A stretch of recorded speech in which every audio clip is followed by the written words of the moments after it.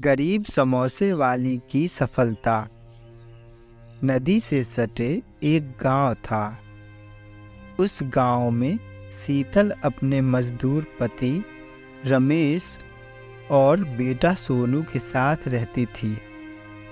शीतल अपने शादीशुदा जिंदगी से बहुत परेशान थी, क्योंकि उसका पति जो कुछ भी कमाता वो शराब में खर्च कर देता। एक दिन शीतल अपने रसोई में खाना बनाने के लिए सामान देख रही थी। तभी वह बोली, रसोई में राशन तो खत्म हो गई है।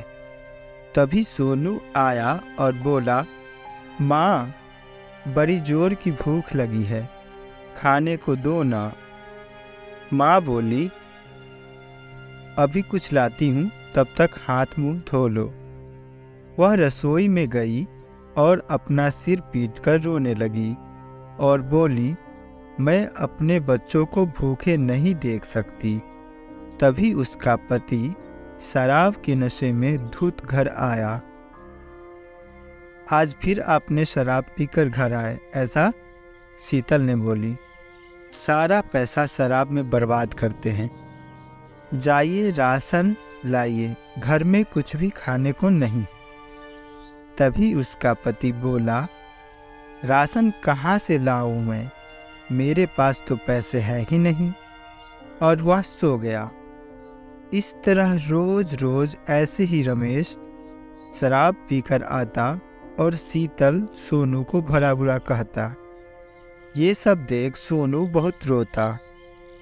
एक दिन सोनू कमजोरी से चक्कर आकर खाकर गिर गया।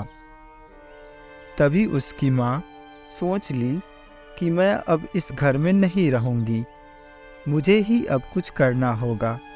तभी उसने मन ही मन में सोचा कि क्यों न मैं समोसों की ठेली लगाऊं। उसे इसके लिए पैसे चाहिए थे। तभी वह अपने भाई राजन के पास गई और अपने भाई को अपनी आप बीती सुनाई। राजन बोला कि तुम मेरे साथ ही रह लो, मैं सब कुछ कर लूँगा। मैं तुम्हारा और सोनू दोनों का ख्याल भी रख लूँगा। शीतल बोली, नहीं भैया, मैं खुद कुछ करना चाहती हूँ, मैं आप पे बोझ नहीं बनना चाहती। आप मुझे कुछ पैसे दे दो, मैं खुद का कारोबार शुरू करूँगी, बाद में आपको पैसे लौटा दूँगी। शीतल पैसे लेकर अपनी गांव चली गई। वहां उसने समोसों का ठेला लगाया और समोसा बेचने लगी। पहले दिन उसकी कमाई बहुत कम हुई, लेकिन धीरे धीरे शीतल का समोसा लोगों को बहुत भाने लगा। शीतल की कमाई भी अच्छी खासी होने लगी। उसने सोनू का अच्छे स्कूल में दाखिला कराया और उन लोगों का जीवन सुखमय हो गया।